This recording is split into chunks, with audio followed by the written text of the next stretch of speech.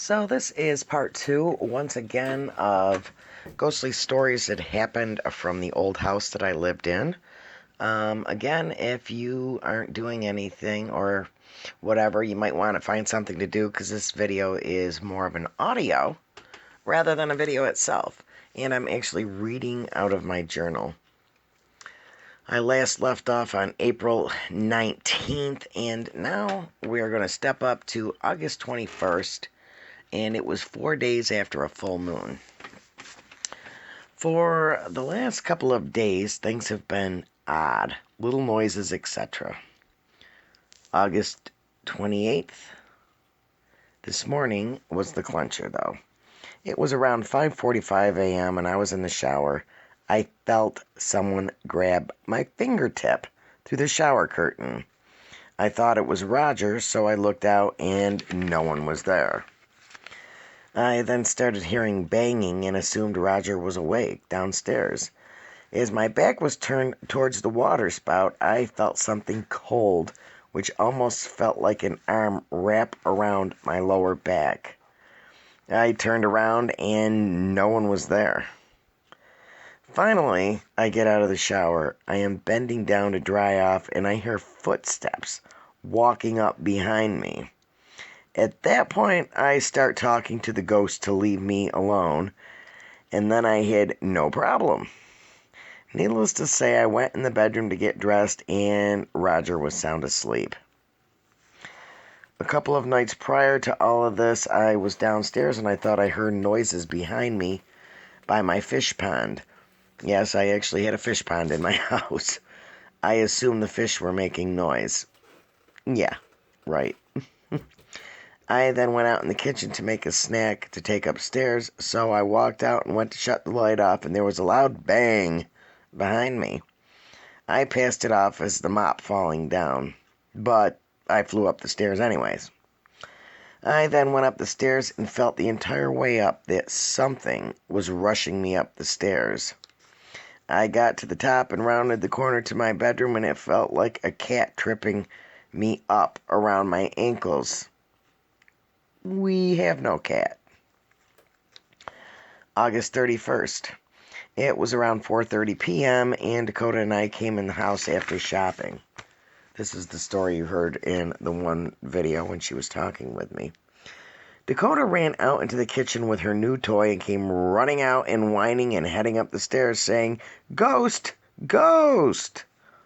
I stopped her and asked her, "What?" She said a ghost was in the kitchen at the table.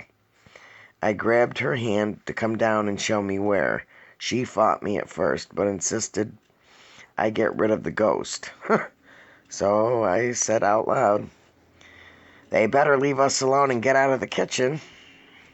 It must have left because she walked into the kitchen and showed me how the ghost was standing through the table. I assumed it was standing through the table and not actually on it. The beginning of November 2008. Around 5 p.m., Roger's mom was here, and Seth came downstairs to tell us that Dakota was sleeping in her toy box. So we went up to check on her. Luckily, her toy box is a material thing, not a box. We found her head in the toy box, and she had it tipped down on the floor, and she was sleeping in it. I brought her downstairs. Then she woke up and I asked her why she was in there. She said the ghost came through the wall behind her toy box, so she hid from it. November 21st, 2008. Dakota ran upstairs to go to bed and came right back down after dropping her toys at the top of the stairs. She came to get me to go look at the ghost. She kept saying it was kicking a blanket, and she showed us how it looked. She said it was by her bed in her room.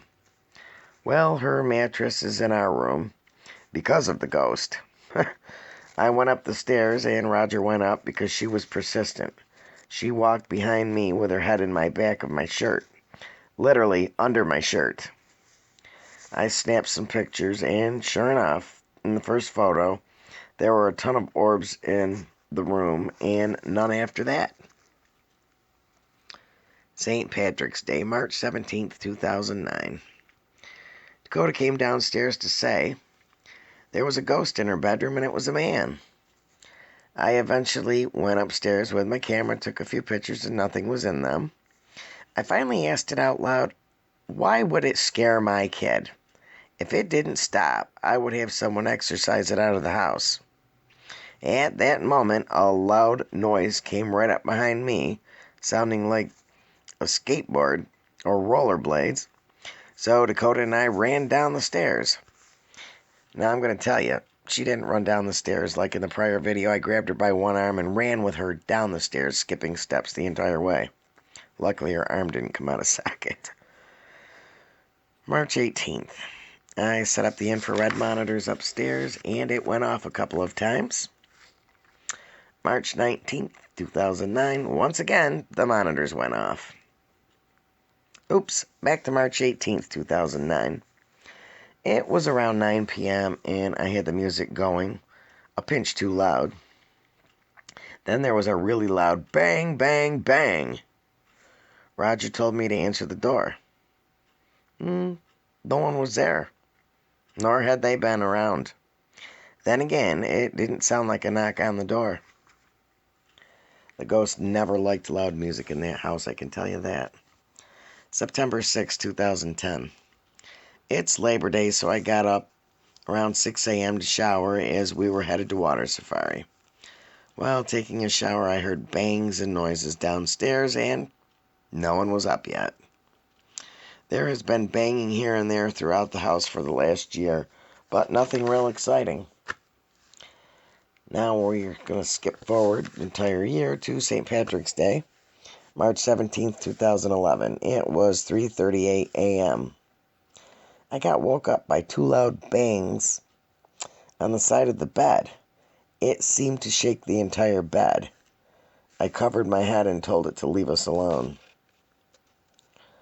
May 12th, 2011, 3 days before the full moon. Around noonish, I went up to bed to take a quick nap. Within 2 minutes, a huge bang happened. Bianca, my dog, who was up there with me, started to bark. May 14th, 2011, the day before the full moon. While in the shower, I kept feeling a cold touch on my leg in the calf area. I kept thinking, oh, the shower curtain is touching me. Finally, I looked down while it was happening. I simply said, I know you're here. Leave me alone. March 18th or 19th, 2012. During the middle of the night, I thought someone was pushing down on my stomach. In my dream, I kept thinking it was the ghosts. Actually, in proper English, it would be called ghost. Granted, this isn't my typical story, and there may be no truth to it, but it sure felt it. For the last year, Dakota has been saying there is a ghost that looks like it has 3 points on its head. That doesn't sound too good. She describes it being white with no face. She says it is holding on to something. I know she isn't lying because I can tell. She claims it seems to bounce around rather than walk. I know. Years ago I caught something. An infrared camera that didn't walk. It jiggled. Most recently, she thought the bumps on its head may be ponytails. The picture taken back in the 90s of my ghost that resides here looks like it. And it has ponytails. Friday, March 30th, 2012. Well, in the shower, I heard a loud voice say one word near my ear, and loudly, I couldn't decipher what it said. Go figure. Saturday, March 31st. Went into the shower. Clearly heard banging downstairs, yet no one is here. I then heard a group of people talking downstairs. No one was here, though. Liked to mess with me when I was in the shower. March 31st, 9 p.m. I tried to help cross these ghosts over, and I felt a cold breeze near my face. November 2012, evening.